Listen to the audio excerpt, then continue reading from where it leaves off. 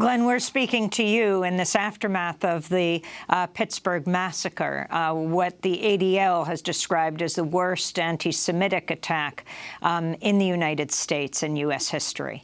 If you could comment as you look north, but this is your country, the United States, what happened this weekend, and share your thoughts. So if you look at the social media history of the murderer who entered the synagogue in Pittsburgh, you see something much different than the social media history of the individual accused of sending pipe bombs to various Democratic politicians and media newsrooms. That person, the pipe bomber, seems to clearly have been directly inspired by and formed by Trump and the Trump movement, whereas the killer who slaughtered Jews in the Pittsburgh synagogue is much more of this kind of traditional neo-Nazi, hardcore KKK white supremacist who sees Donald Trump not as an ally, but as a tool of the Jews and of Zionism. I think he's much more kind of out on the fringes of American political life. So I think the attempt to try and blame Trump's rhetoric for this attack is a much harder case to make than for the pipe bomber, who clearly was motivated by Trump's enemy list. Nonetheless, once you start creating this atmosphere in a country where scapegoating becomes the norm and where you start encouraging people to look at marginalized and vulnerable minorities as the source of their woes, history teaches that violence against those groups are the inevitable outcome. And so I think it would be a mistake. I would be personally cautious to draw too many lessons about the synagogue shooter. He seems to me to be a very familiar kind of outlier in American history.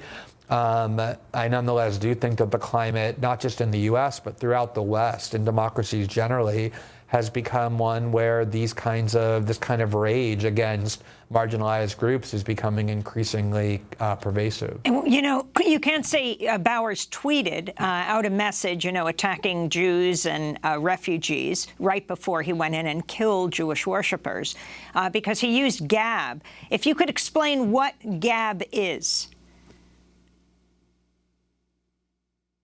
So as I think most of us know, for a long time, Silicon Valley has not wanted to regulate or censor political content. It wanted to view itself as kind of like the AT&T of the internet. Obviously, AT&T doesn't censor people. If you're a white supremacist and you want to use the telephone, it lets you. But Silicon Valley has begun, because the public has been demanding it, censoring political content, putting extremists that they perceive to be extremists barred from using Facebook and Twitter. And so, as was predictable, other social media companies making a promise to people not to censor them began to emerge, and Gab was designed to essentially allow the far right, censored from Twitter, to migrate there and use social media there. And that's where this killer, among others like Milo Yiannopoulos and other neo-Nazis who were banned from Facebook and Twitter, have migrated to, and it's kind of become a hub of that. And in the wake of this Pittsburgh shooting, they've now been censored, in a sense, by private financial firms that won't process their payments and private internet companies that won't host their site any longer. It's an attempt to suppress these views, which never really works, rather than trying to address them or contain them or defeat them. And President Trump's response to what took place and the progressive Jewish leaders in Pittsburgh saying, you are not welcome in Pittsburgh until you renounce white nationalism? So, I mean, President Trump posted a tweet this morning that I thought was so far over the line of what is responsible. I've been somebody who's been... Yeah, so, I mean, the thing about CNN being the enemy of the people in the wake of this pipe bombing, like I said, I'm more cautious about blaming Trump for Glenn, we have to leave it there, but we're going to do part two at democracynow.org. Pulitzer Prize-winning journalist Glenn Greenwald.